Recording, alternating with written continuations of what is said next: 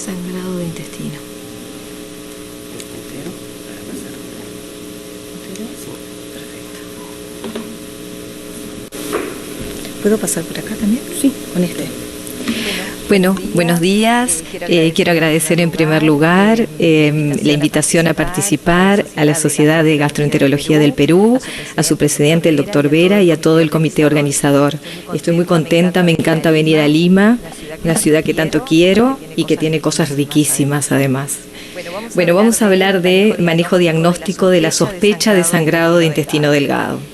Este término, sospecha de sangrado de intestino delgado, es un término que se refiere al sangrado que recurre o persiste luego de una gastroscopía y una colonoscopía negativas. Es un término que fue propuesto relativamente recientemente por el Colegio Americano de Gastroenterología en el año 2015 para sustituir al término que usábamos en ese momento, que era el de sangrado oscuro. Este cambio de terminología fue propuesto dado que actualmente sabemos que la mayoría de las veces podemos encontrar la causa del sangrado, ya que ha habido avances importantes en la endoscopía de intestino delgado. Entonces, actualmente se prefiere reservar el término sangrado oscuro para aquellos sangrados en los que no se puede encontrar su causa cuando ya le hicimos gastroscopía, colonoscopía, cápsula endoscópica y estudios radiológicos de intestino delgado. Solamente en esos casos quedaría reservado el término sangrado oscuro.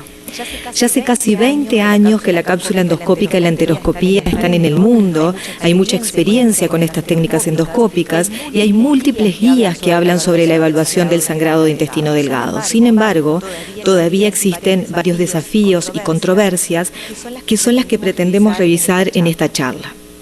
Por lo tanto, en los próximos minutos vamos a hablar sobre los desafíos y las controversias que todavía existen acerca de cómo seleccionar al paciente para hacer los estudios, cómo podemos seleccionar mejor a los pacientes para hacer estudios endoscópicos de intestino delgado, cómo podemos seleccionar mejor el procedimiento adecuado para cada paciente, cuál es la importancia de la presentación clínica y eso va a determinar la oportunidad en la que vamos a solicitar los estudios y finalmente cuál es el significado de las lesiones que encontramos y si todas ellas pueden justificar el sangrado de intestino delgado. Entonces comencemos con la selección del paciente. Nosotros sabemos que el sangrado de intestino delgado puede presentarse con un sangrado evidente que se presenta con melena o hematoquestia, eso todos lo sabemos, pero sin embargo el primer desafío y la primera controversia se trata de la definición de sangrado oculto. Depende de la guía que estemos consultando, el sangrado oculto puede definirse como la presencia o el sangrado que se presenta con anemia ferropénica, con o sin test de sangre oculta en materia fecal positivo, o otras guías refieren al revés, con el test de sangre oculta positivo, con o sin anemia.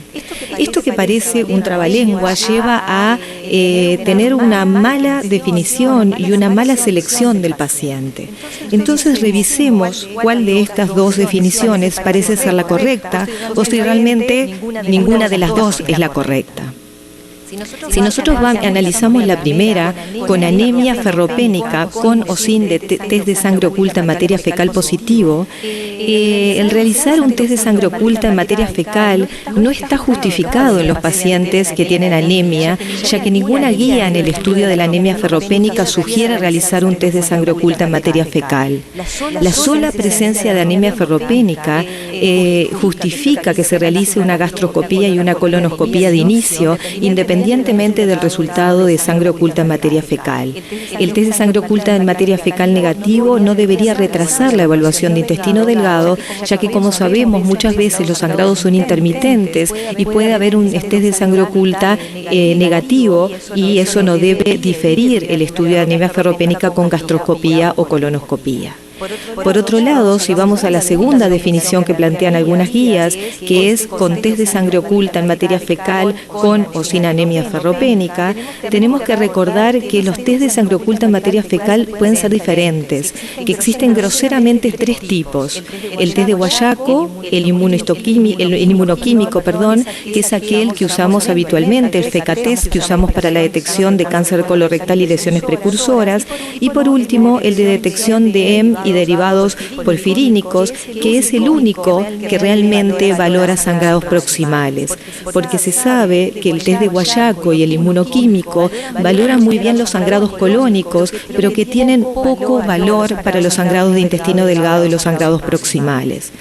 Y esto ha sido comprobado en algunos trabajos. Este es un metaanálisis que se realizó en el año 2007, en el que se valoraron pacientes que habían sido estudiados con test de sangre oculta en materia fecal, los que específicamente valoran el intestino, el colon, y se vio que en todos estos pacientes, independientemente del test que se haya utilizado, la sensibilidad y especificidad de encontrar lesiones con la cápsula fue muy bajo. Por lo tanto, ninguno de los parámetros de este metaanálisis han sido suficientemente significativos como para respaldar el uso del sangrado oculto en materia fecal como herramienta para seleccionar pacientes en lo que denominamos sangrado oculto. Por lo tanto, sería más conveniente considerar que el sangrado oculto son aquellos pacientes que se presentan con anemia ferropénica, y si queremos seleccionar pacientes con test de sangre oculta, hay que referirse a que se trata de test de sangre oculta de EM o protoporfirinas. La segunda controversia que todavía existe es la selección de los procedimientos, del procedimiento adecuado en cada caso, en cada paciente. Y como sabemos, existen múltiples procedimientos y técnicas endoscópicas que evalúan el intestino delgado. La elección de ellos va a depender obviamente de la disponibilidad que tenemos en el lugar, la experiencia que se tiene con cada una de estas técnicas y de la presentación clínica, como veremos más adelante. La cápsula endoscópica, que ha sido el primer estudio, y es un estudio no invasivo que permite la visualización de todo el tubo digestivo, y que en la actualidad existen diferentes tipos de cápsula endoscópica, o marcas más bien de cápsula endoscópica. La primera, que fue la PILCAM, pero también está la cápsula de Olympus, la Mirocam, la OMOM y la CapsoCam, que cuando se han hecho estudios comparando el rendimiento diagnóstico y los niveles de estudios completos de estas cápsulas, se ha visto que tienen cifras que son comparables, o sea que no vemos que una sea mejor que la otra groseramente. Por lo tanto, todas pueden ser utilizadas para los estudios para estudiar el intestino delgado. La cápsula de colon, que es la que nosotros vemos acá, la cápsula de colon no fue diseñada específicamente para el estudio de intestino delgado, pero se puede activar a nivel del estómago y se puede valorar también el intestino delgado en el momento de hacer cápsula de colon. La cápsula de colon para el sangrado de intestino delgado tiene un rendimiento diagnóstico que va de 38 a 83%. Como ven, esta cifra es muy amplia, y eso se debe a que en estos estudios están considerados tantos pacientes con sangrado evidente como con sangrado oculto. Por lo tanto, como vamos a ver después, es muy amplio el rendimiento diagnóstico, y por lo tanto hay que seleccionar muy bien el paciente en cada uno de los casos para lograr el mayor rendimiento de los estudios endoscópicos. Tiene alta sensibilidad y especificidad en relación al gold standard, que es la esteroscopía intraoperatoria. Por lo tanto, lo hace un estudio que es de primera línea para el estudio de sangrado intestino delgado. Tiene mayor rendimiento sobre la enteroscopía de pulsión y la radiología varitada, y tiene mayor rendimiento también con la angiotomografía o con la angiografía mesentérica. Cuando la comparamos con estudios radiológicos como la enterotomografía o la enteroresonancia, lo que vemos que en realidad lo primero a decir es que no deberían competir. La cápsula endoscópica y los estudios radiológicos de intestino delgado son estudios complementarios, y así hay que pensarlos. En los casos de sospecha de obstrucción intestinal y anatomía alterada, debería preferirse los estudios radiológicos por encima de la cápsula endoscópica en primer lugar. Y tiene un mayor rendimiento la cápsula endoscópica para las lesiones vasculares, vasculares sobre la enterostomografía y detecta mayores lesiones vasculares, pero cuidado, en el caso de las lesiones tumorales, la cápsula muchas veces puede perder algunos diagnósticos tumorales, y en esos casos donde hay alta sospecha de que pueda existir un tumor, los estudios radiológicos son los que tienen mayor rendimiento diagnóstico. La enteroresonancia es un estudio que no se pide, no tiene, digamos, el mismo valor que la enterotomografía, por lo tanto, se debería pedir enterotomografía antes que una enteroresonancia, a no ser que el paciente tenga alguna contraindicación para la enterotomografía o para evitar la exposición a radiación, que es algo bien importante cuando hay que repetir estos estudios en varias oportunidades. ¿Qué pasa con el otro estudio importante de intestino delgado, que es la enteroscopía profunda o la enteroscopía asistida por balón o asistida por dispositivo, que son los nombres que se utilizan en este momento?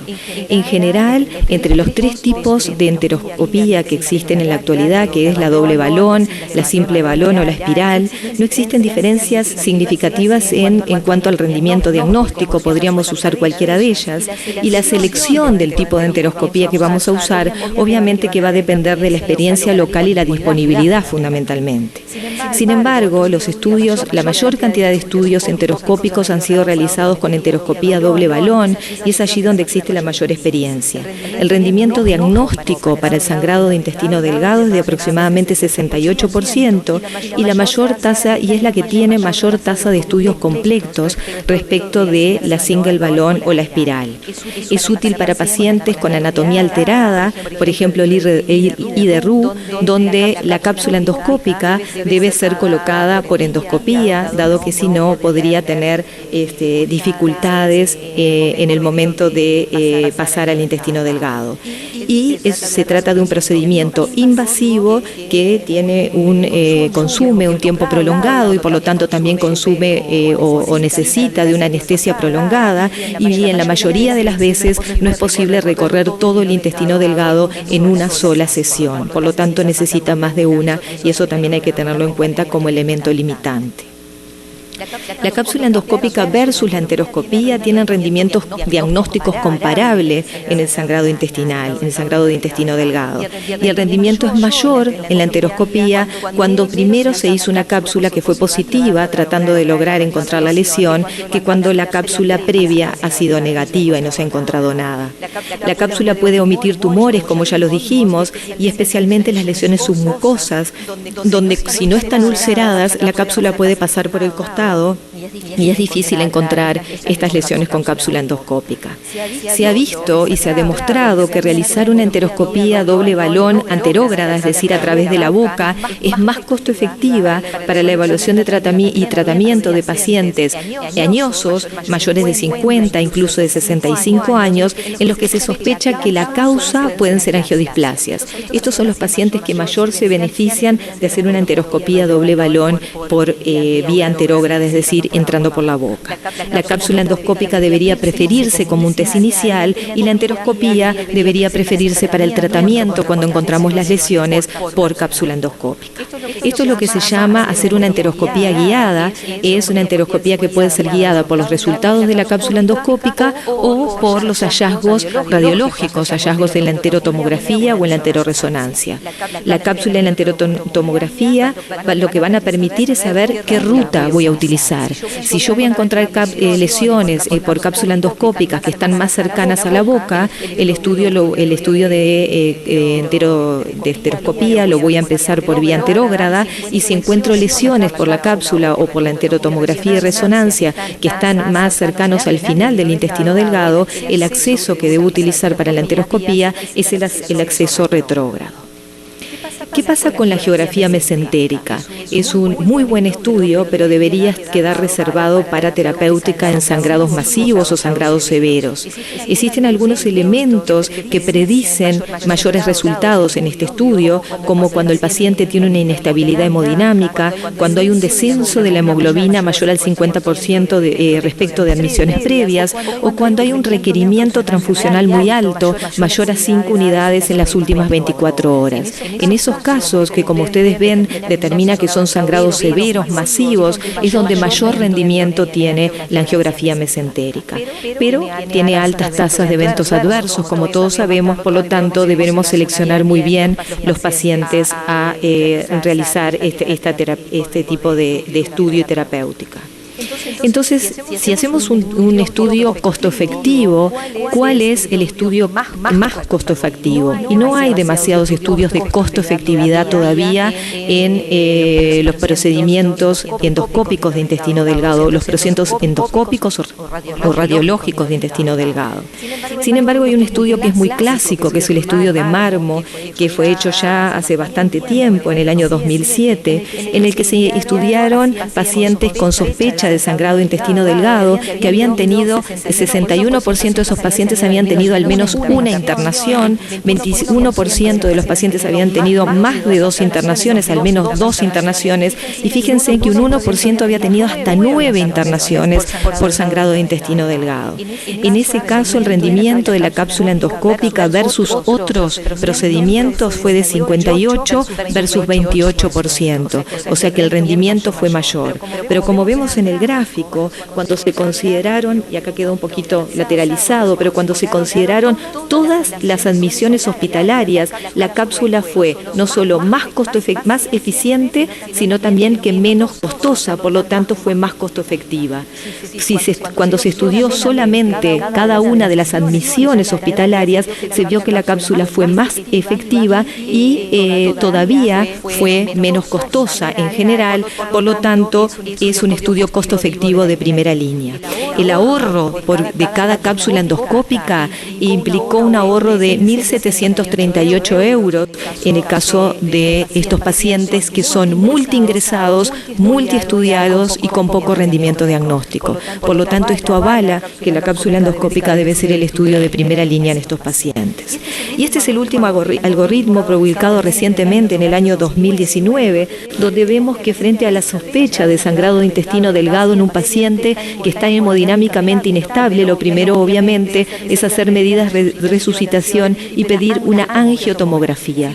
Si la angiotomografía muestra una lesión vascular que esté sangrando, hay que pedir una angiografía mesentérica para poder hacer una embolización y tratar al paciente. Si es negativa, se deberán repetir los estudios de videogastroscopía y videocolonoscopía. Y aquí hay algo importante, que es que en la gastroscopía y en la colonoscopía hay que optimizar la realización de estos procedimientos. En la gastroscopía no tenemos que llegar hasta la segunda porción del duodeno. Tratemos de llegar por pulsión, empujando o utilizando un colonoscopio más allá de la segunda porción del duodeno, si podemos llegar hasta el ángulo de Treitz, porque es allí donde existe la mayor cantidad de lesiones vasculares, que como ustedes saben son las más frecuentes en el sangrado de intestino delgado, y por lo tanto este tipo de estudios un poco más distales van a tener un mayor rendimiento, incluso a veces van a evitar la necesidad de usar la cápsula endoscópica. En el caso de la colonoscopía, no es admisible en el estudio de un sangrado de intestino delgado hacer una colonoscopía sin estudiar el ilion terminal.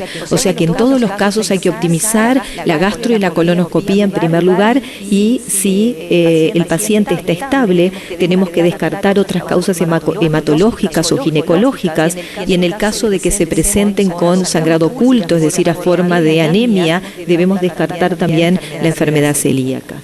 Si no todo eso es negativo, como dijimos, repetimos y optimizamos la gastroscopía y la colonoscopía. Si es negativa, vamos a la cápsula endoscópica. Si la cápsula endoscópica está contraindicada o el resultado es negativo, vamos al estudio complementario que dijimos, que es la estenotomografía.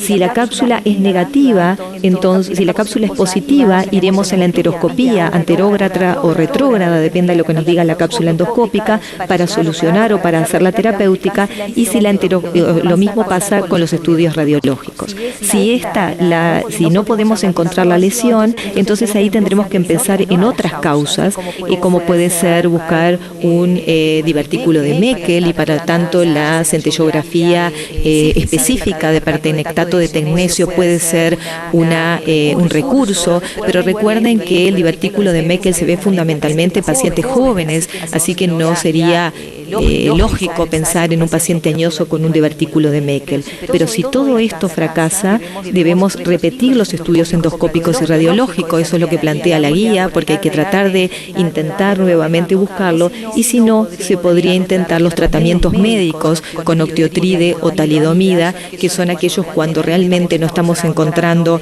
el sangrado intestinal, que pueden ser un recurso válido para intentar manejar este paciente. ¿Qué pasa con la presentación clínica? Y nosotros dijimos que el paciente se podía presentar con sangrado evidente o sangrado oculto, pero vemos que el rendimiento diagnóstico de los estudios, tanto la cápsula como la enteroscopía, depende del momento en el que se hace respecto del inicio del sangrado. Entonces, por ejemplo, la cápsula endoscópica tiene un mayor rendimiento diagnóstico cuando el sangrado fue reciente, es decir, entre las 10 y 14 días, como propone este estudio. Es menor cuando el sangrado ya tuvo 3 a 4 semanas, y es intermedio en el caso de presentarse con una anemia ferropénica. Lo mismo en el caso de la enteroscopía doble balón. Tiene un rendimiento muy alto cuando el sangrado es en curso, porque nos permite saber dónde está el sangrado en ese momento. Disminuye cuando el sangrado evidente es previo, es de unas semanas antes y ahora está detenido. Y en el caso del sangrado oculto, el rendimiento de la enteroscopía es menor aún.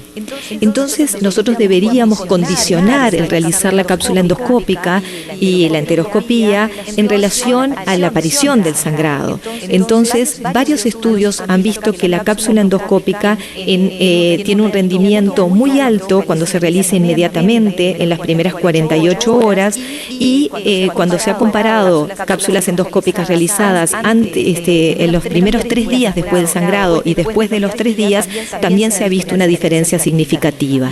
Y en una gran cohorte que fue estudiada se ha visto que el rendimiento diagnóstico de la cápsula endoscópica, como ustedes pueden ver acá, disminuye con cada día de la internación. A medida que se hacía la cápsula endoscópica más lejos del momento del sangrado, el rendimiento disminuye. Esto nos hace pensar que cuanto más cerca del sangrado, optimizamos más el recurso de la cápsula endoscópica. Por lo tanto, el sangrado evidente, cuanto más temprano el procedimiento, mejor va a ser el rendimiento, pero todavía no sabemos precisamente cuál es el límite para decir la cápsula endoscópica debemos realizarla, por ejemplo, antes de los 5 o los 10 días para tener un mayor rendimiento. Necesitamos más estudios para poder saber cuál es el punto exacto de corte en el que el rendimiento diagnóstico de la cápsula es mejor.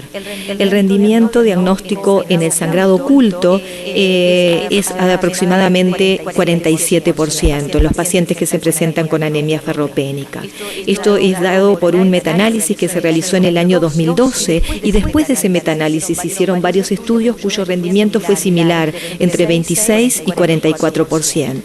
Si nosotros consideramos que este rendimiento realmente no es tan alto, pensamos que deberíamos seleccionar cuáles pacientes son los que se van a beneficiar de una cápsula endoscópica en el estudio de los pacientes con anemia ferropénica. Entonces tenemos que pensar si existe algún predictor de hallazgos, algo que nos haga decir, bueno, en este paciente voy a tener mayor rendimiento, y se ha realizado algunos trabajos que han mostrado que la edad, los requerimientos transfusionales, el uso de anticoagulantes y el sexo masculino son factores asociados a mayores hallazgos. Nosotros hemos hecho un trabajo el año pasado que está publicado en Endoscopy International Open, en el que valoramos todos los pacientes a los que le hicimos cápsula endoscópica por anemia ferropénica, y hemos encontrado por una regresión logística que tienen mayor riesgo los pacientes de encontrar hallazgos en la cápsula, los pacientes de sexo masculino, en los mayores de 65 años y que tienen niveles de hemoglobina bajos. Incluso cuando fuimos y dimos un paso más, cuál es el riesgo de encontrar angiodisplasias, vimos que en los mayores de 50 años, en los hombres, son las variables que se asocian a mayor riesgo de tener angiodisplasias. Pero también hay estudios que han alertado, bueno, entonces deberíamos estudiar solamente a los pacientes mayores de 50 o 65 años, pero hemos visto que en aquellos pacientes que son jóvenes, cuando se encuentran hallazgos, se encuentran lesiones que son importantes, como tumores. Entonces, no deberíamos descartar tampoco los pacientes jóvenes, y esta es otra controversia. ¿Debemos seleccionar los pacientes o deberíamos hacer la cápsula endoscópica en todos? Entonces, esto es todavía un elemento a seguir estudiando, ya que la evaluación de los pacientes con anemia ferropénica sabemos que necesitamos la cápsula, pero si tenemos que seleccionar o no los pacientes, tenemos poca evidencia todavía para poder decir que lo tenemos que hacer en todos los pacientes. Y finalmente, ¿cuál es el significado de las lesiones que encontramos en la cápsula o en la enteroscopía? Y aquí tenemos la clasificación que se usa mundialmente, que es la clasificación de Saurin, que esta clasificación fue dividida en lesiones que no tienen potencial de sangrado, ninguno, que son los puntos rojos, algunas lesiones vasculares pequeñas y puntiformes, y las lesiones submucosas cuando no están ulceradas. El tipo P2 son lesiones que tienen un potencial incierto, que son, por ejemplo, cuando te encontramos una erosión única. ¿Podemos decir realmente que con una erosión única la causa del sangrado del paciente es esa? Todavía esto es una controversia y no podemos decirlo. Por eso es que este grupo ha planteado que son de riesgo incierto, porque lo que podemos pensar es, en el momento del sangrado el paciente tenía más erosiones y ahora lo estoy viendo evolucionado y tiene menos, o realmente siempre tuvo una erosión y por lo tanto no puedo justificar que sea la causa del sangrado. Finalmente, las lesiones que sí tienen potencial son claramente las angiodisplasias, que todos sabemos que es la causa más frecuente, las erosiones o úlceras múltiples, las lesiones vasculares de tipo de las flebectasias o las varices y las lesiones tumorales. En esas no cabe la menor duda de que el diagnóstico o que la causa del sangrado está en esas lesiones. Y finalmente se agregó con el tiempo una nueva categoría, la P3, que es cuando encontramos el sangrado activo, pero no encontramos una lesión. Igual importa porque nosotros ayudamos al cirujano diciendo dónde vemos el sangrado o al enteroscopista para que vaya a ese lugar a poder tratarlo. El significado clínico también es otra controversia. Necesitamos mayores estudios para saber cuáles son las lesiones